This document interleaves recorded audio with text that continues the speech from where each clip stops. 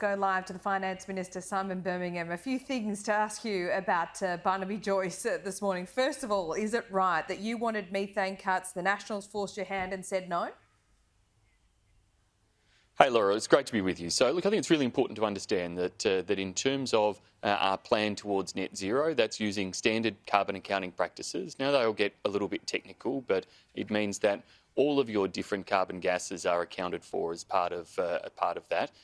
Methane is one of those. There are accounting principles under the international agreements. There has been this talk about some nations making shorter-term pledges in relation to methane. Now, Australia is not pursuing that. Methane is a particular impact in our agriculture sector, and we don't want to impose that short-term burden on our farmers. But the plan released this week makes very clear and references technological opportunities we see to try to reduce methane emissions in the future and potentially to reduce them by up to 80%. It's there on page 76 of the plan released this week by the Prime Minister and Angus Taylor, and that's what we're going to invest in and continue to work towards. OK, so page 76, was that Barnaby Joyce forcing the Liberals' hand, or, you know, was it the preference that the Prime Minister went to Glasgow with a specific target to cut methane gases?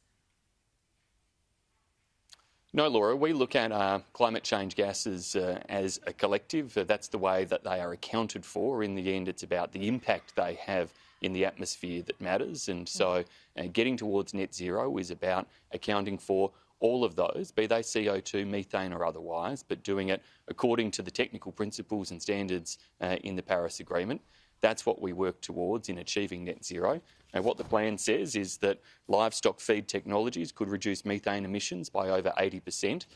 That's there. It's an area for us to continue to pursue investment in. It's an area of technology that we want to pursue. But we're not going to put in place short-term impacts that could have a devastating impact on Australia's dairy industry, on our cattle farmers. These are sectors that we have particular importance in making sure technology finds solutions for, and that's what the trajectory to 2050 is all about. OK, he also said that there'll be a regional slush fund. How much is it? Laura, our government already invests significantly in regional Australia, and it's always our intention to continue to do so. Now, where we've got further policies to announce in relation to investment in regional Australia, we'll announce them in a timely way when they're all fully costed, when they've been through thorough cabinet processes. That's the way we go about business in getting these things done. But I absolutely give the commitment. We will continue to invest in regional Australia.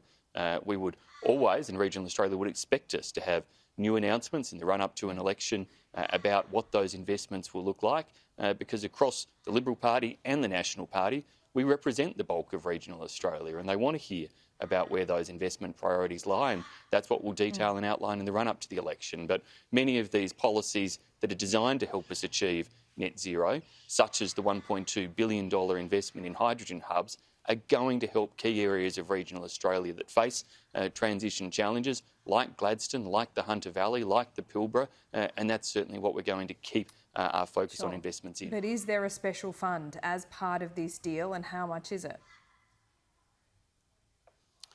Laura, as I said, where we have new investment policies to make, we will make those announcements once they've been through all the regular cabinet processes, all the normal costings processes, and they'll be there as part of the normal budget arrangements.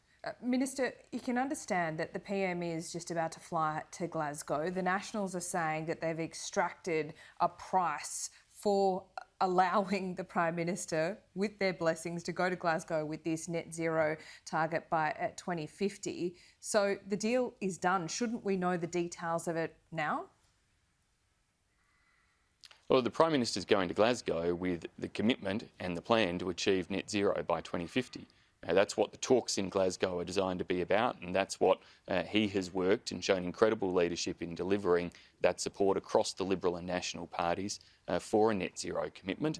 And with that, the trajectories that show we're on track for Australia's emissions by 2030 to reduce by between 30 and 35%, and demonstrate the many billions of dollars of investment, be it in achieving stretch goals for ultra-low-cost solar energy across the country, for affordable hydrogen, for transformation in achieving green steel, green aluminium production. These are all the details in the plan that relate to achieving net zero. Now, in terms of investment in regional Australia, absolutely.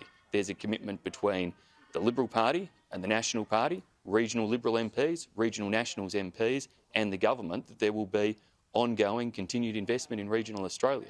That should be of no surprise to anyone, and of course everyone would expect, in regional Australia particularly, that we'd have more to say about that between now and an election to outline our plans for the future for regional Australia and to keep investing in them.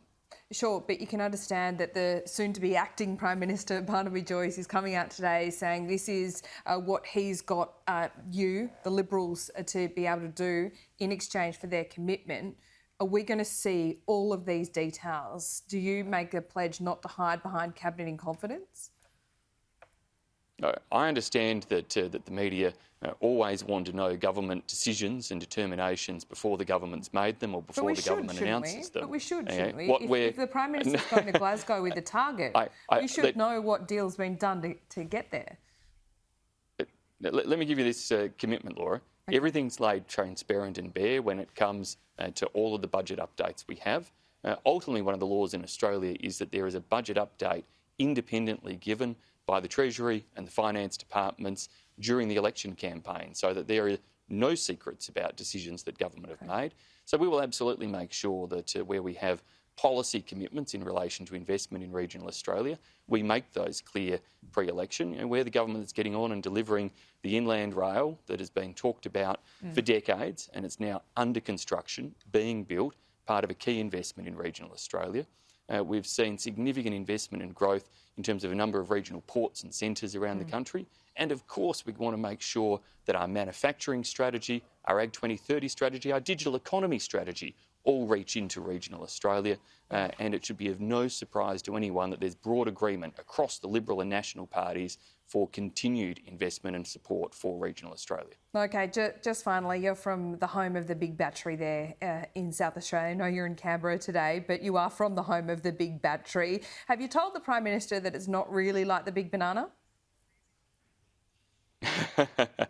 Look, the big battery's important, and that sort of technology is going to be crucial in terms of investment in new critical minerals opportunities. That's one of the key areas that we want to pursue further investment in, the resources, the minerals that are necessary for energy storage and that sort of technology.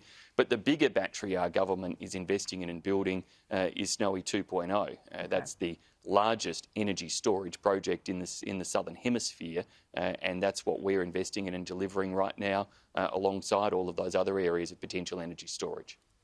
Simon Birmingham, always good to have you on. Thanks so much. Thanks, Laura. My pleasure.